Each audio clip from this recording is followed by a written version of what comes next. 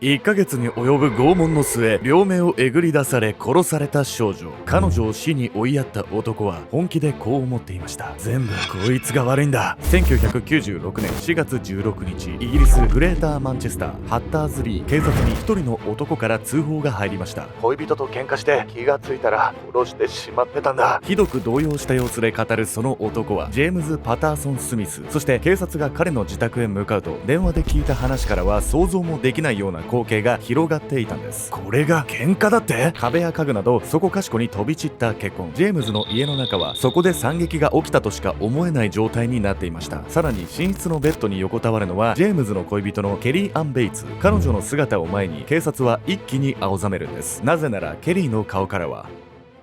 両目がなくなっていたんです。1ヶ月間の拷問の末、恋人の目をえぐり出し殺してしまった男。少女がその男と過ごした恐怖の日々とは。絶え間なく暴力を繰り返す彼を支配していたのは止められない嫉妬の感情でした。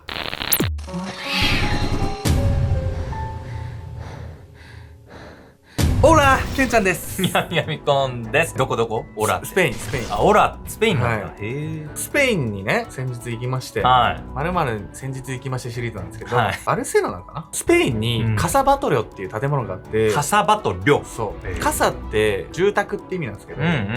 バトル夫妻がね、ガウディに依頼して作ったゴシック建築のなんか家があるんですよ。ガウディの建築が、名前忘れた世界遺産以外にもいろいろあるわけ。そうそう、サグラダ・ファミリア以外にも、ね、そうあるんですけど、ちょっと舐めてて、最初なんかそんな面白くねえだろうなとか思って言ったら、本当にすごくて、今見ても古くない、曲線が多い作りになってて、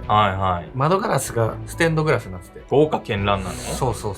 まああそこに住みたいかっていうと住みたくはないんですけど、やっぱ細かいところに細工がいっぱいある感じの建築なわけ。ガウディの場合細かさっていうよりは、大枠で見た時の曲線美とか、あの時代にこれ作ったんだみたいなね、機械もないのにそうやって削り出したりして、その R を作らなくちゃいけないわけよね。そう、それ確かにすごいわね。でガウディのねちょっと好きな一言があって、それはちょっとご紹介して知りたいと思うんですけど、美しさとはそのものが持つ役割を果たすことだって書いてあって、余計なことはするなと。そう、まあこれってなんかアートの世界だとね、別に正解はないから、ガウディの言ってることが正解とは思えないですけど、ただね、多分ガウディって建築家だったから、どうしてもさ、絵とかと違って人が住んだりとか建築基準法とかあるから、なんかその要件を満たしつつアート線もつけるっていうのを掛け算できることが多分彼の正解だったと思うんですけど、本当にね、ただただ偏僻なデザインとかじゃなくて、ステンドグラスの色とかも一個とっても調光の意味があったりとか、美しさと機能を融合するっていう、これなんか僕らの生活とかでもさ、決める時とかも、ただ綺麗だからって選ぶんじゃなくて、これは綺麗だし〇〇だよねっていう選択をすると質が上がりそうだなっていう、全然自分にも関係ある話だなと思って、勉強になりました。あなたがそうやって今でも古くないって感じたってことはさ、やっぱり変に尖ってない普遍的な美しさ、本質的な美しさをなんか切り取ってたのかもしれないわね。まあそれはあるかもね。一見変なんだけどね。面白びっくり家みたいな見た目なんだけど、今回はイギリスで起こった殺人事件をご紹介します。この事件は17歳の少女が恋人に殺害されるんですが、恋人と過ごした最後の1ヶ月間、彼女は壮絶な拷問を受け、目も当てられないほどの状態になっていたんです。1ヶ月間って何？その少女が何をしたっていうのよ。少なくとも男は被害者の女性が全て悪いと思っていたんです。そもそも少女の家族は事件のずっと前から何かがおかしいと感じていたんです。もともと明るかったはずのその少女は男と交際してから何かが変わってしまったんです。娘の異変。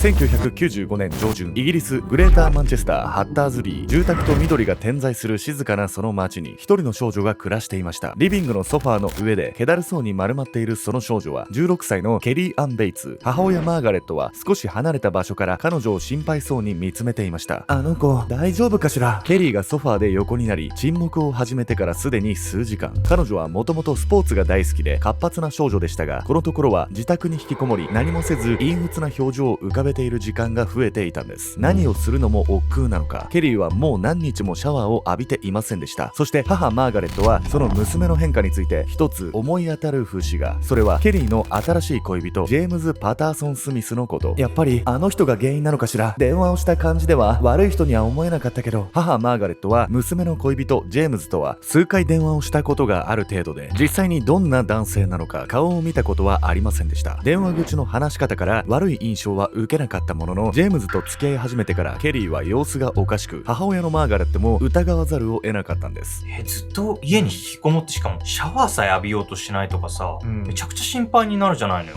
この彼氏ってどんなやつなの？この後ね、母親のマーガレットは実際に彼氏のジェームズに会うんですが、その正体を知ってゾッとしたんです。1995年11月、母マーガレットが自宅に戻ると、キッチンに立つケリーの姿が目に入りました。そして母に気づいたケリーが何かを言いかけたその時、階段を降りる足音が。お母さん、はじめまして、ジェームズと言います。マーガレットが振り返ると、そこには一人の男が立っていました。この時彼女は気づいたんです。娘が2年間年上の彼と言い続けたその男の違和感の理由に。時は遡り1993年、それはケリーがまだ14歳だった頃、友人宅でベビーシッターの仕事を終えたジェームズは一人で帰宅していたケリーを見かけ、こう声をかけました。一人で歩いてたら危ないよ、僕が家まで送ってあげる。優しい物言いでケリーに近づいたジェームズ。ケリーは突然声をかけられて驚きますが、彼の紳士的な態度につい気を許してしまいます。じゃあお願いしようかな。その日を境にジェームズに送り迎えをしてもらうようになったケリー。思春期の彼女にとってジェームズの大人な振る舞いは新鮮で、ケリーは次第に彼に惹かれていったんです。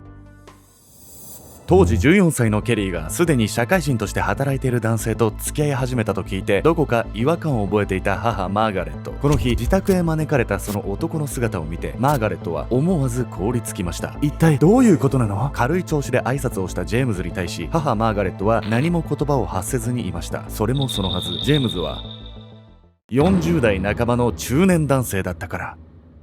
お母さん、やっと会えて嬉しいよ。慣れ慣れしく話しかけてくるその男は、娘のケリーとは30歳以上も年が離れていました。その事実を知ったマーガレットはジェームズへの嫌悪感を隠しきれずにいたんです。年齢もそうだけど、この男嫌な感じがするわ。私は別に年の差があっていいとは思うけど、そこは否定しないんだけど、さすがに初見でね、30歳差があるってことを知ったら、そりゃびっくりするわよね。未成年だからね、納得は俺はできないかな。14歳だって。14歳。正直気持ち悪い。正直気持ち悪いし、犯罪ではないのか、犯罪なのか、交際は大丈夫なのか。いやもう道端で、体のその10代の少女に40代の男が声をかける時点で、気持ち悪い。かけるな。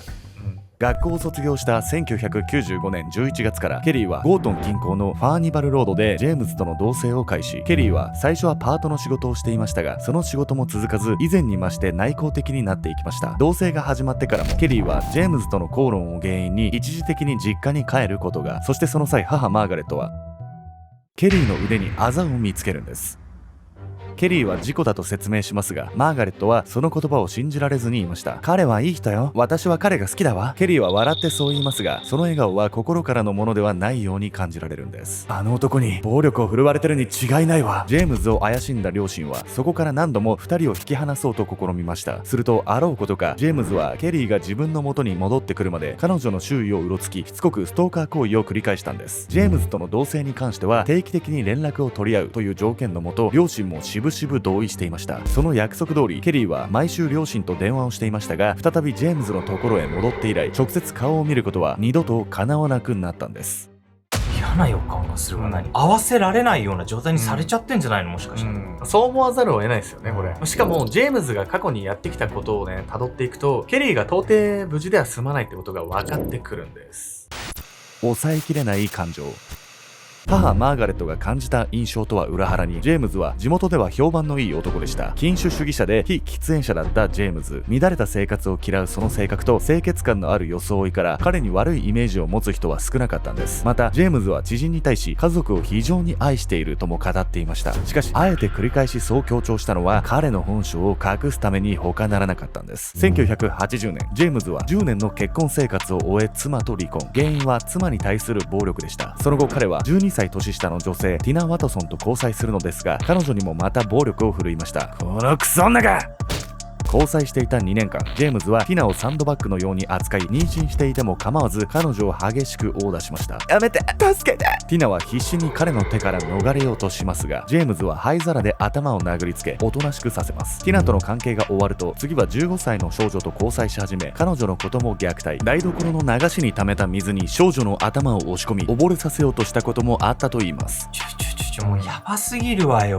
若い女の子ばっか狙ってるのもほっと気持ち悪いんだけどさ、全員に暴力を振るってるじゃない。何がしたいのこの男は。このジェームズからしてみれば、恋人に暴力を振るっていうのは全部相手のせいなんですよ、これ。彼はね、そういう妄想を繰り返す障害を持っていたんです。というわけで本日のメトラーキーワード、編集性障害について。編集性障害とは、ある種の妄想が続いている状態を表す言葉。統合失調症などの非現実的な妄想が続く症状とは異なり、現実的にあり得る内容の妄想が多いことが特徴です。妄想の種類は追跡妄想、恋愛妄想、古代妄想、新規妄想、嫉妬妄想の5つ。ジェームズのケースはこのうち嫉妬妄想に該当します。医師から病的な嫉妬を伴う重度の編集性障害と診断を受けていたジェームズ。彼はパートナーが不貞行為を行っているという嫉妬妄想から、どの交際相手に対しても激しい暴力を振るっていたんです。重度の編集性障害から恋人に絶えず暴力を振るっていたジェームズ。ケリーに対してもその振る舞いは変わらず、周囲も事態の重大さを感じ取っていました。1996年3月、ケリーの両親宛てに彼女からの手紙が届きます。その中身は両親の結婚記念日を祝うメッセージカードでしたが、カードに目を落とす両親は怪げな表情を浮かべていました。それはどう考えてもケリーの字で書かれたものではなかったんです。次の週末、ケリーは兄のトミーにもメッセージカードを送っていますが、そのカードも彼女の字で書かれたものではありませんでした。不気味に感じた兄トミーはジェームズの家へ向かいますが、ケリーは今いないんだ。ジェームズはそう言い、彼女に会うことは叶わず、ケリーは何ヶ月も人前に姿を見せておらず、唯一見かけたという隣人でさえ2階の窓から少し顔を出したのを見ただけでした。これはもうさ、手遅れの状態になってる気がするわよ。そうなんです。これ最後の1ヶ月間ね、ジェームズの家の中では想像するのもおぞましい拷問が繰り返されていたんです。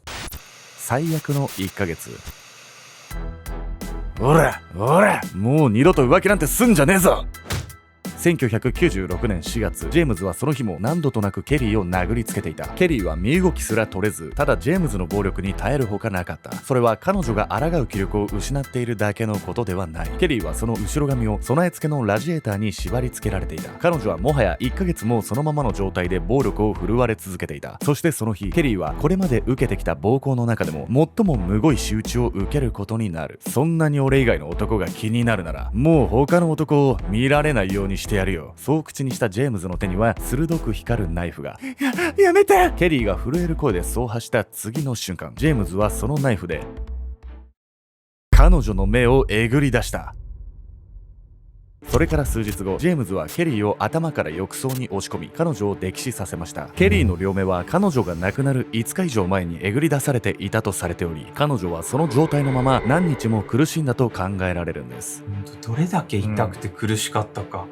想像もできないわよこれは。仮にもこれ恋人でしょ。ジェームズはやってて自分が苦しくなったりしないわけ。これ先ほども説明した通りね、ジェームズの頭の中では女性側が悪いことになってるんです。だから自分はね、被害者としか思ってないんでしょうね、これ。1996年4月16日、ジェームズは口論になって恋人を殺してしまったと警察に通報。警察が彼の自宅へ到着すると、寝室にはケリーの裸の遺体が横たわっていました。これは喧嘩とかそういうレベルのものではないぞ。変わり果てたケリーの姿にただ戦慄していた警察官。両目をえぐられていたこともそうですが、彼女は耳や鼻、唇、さらに局部まで体の至るところが切除されていました。その他アイロンを押し当てられてできたやけど、骨折、ナイフやフォーク、ハサミなどによる刺し傷を合わせ、全身150箇所に及ぶ傷を負っていたケリー。1ヶ月拷問を受けた彼女は体重も20キロ減っており、飢餓状態に陥っていたと推測されました。裁判においてジェームズはケリーを壮絶な拷問にかけた理由を次のように説明。あいつが悪いんだ。あいつはいつも俺をバカにして怒らせる。全部あいつの嘲笑うような態度が許せなくてやったことで、俺は被害者なんだ。ジェームズの精神鑑定を行った医師は彼を重度の編集性障害と診断し、歪んだ現実の中で生ききていたと結論付けました。ジェームズの妄想の中ではケリーは不貞行為を行っており、怒りをあらわにする彼をいつも嘲笑っているように見えていたのでしょう。いやもう話が通じる相手じゃないんだから、もう距離を取るべきだったわよね、これは。家庭内暴力ってね、もう離れるべきだって頭では分かってても、実際ね、すぐにはできないっていうパターンが多いんです。一度実家に戻ってきた時に、両親は警察の力を借りてでもね、ジェームズと距離をね、置かせるべきだったのかもしれないです、これ。ケリーが亡くなってから約1年半後の1997年11月19日、殺人罪で有罪となったジェームズに下された判決は最低20年仮釈放なしの終身刑。判決を受け、ケリーの両親はその顔に後悔の念をにじませながらこう語りました。ジェームズはケリーを閉じ込めてしまったので、私たちも救うことができませんでした。初めてあの男を見た時、殺しておけばよかったと思います。家庭内暴力の被害者には自力でその状況を脱することができない人が多数いるんです。閉鎖された環境の中ではそれが異常だと気づけなかったり、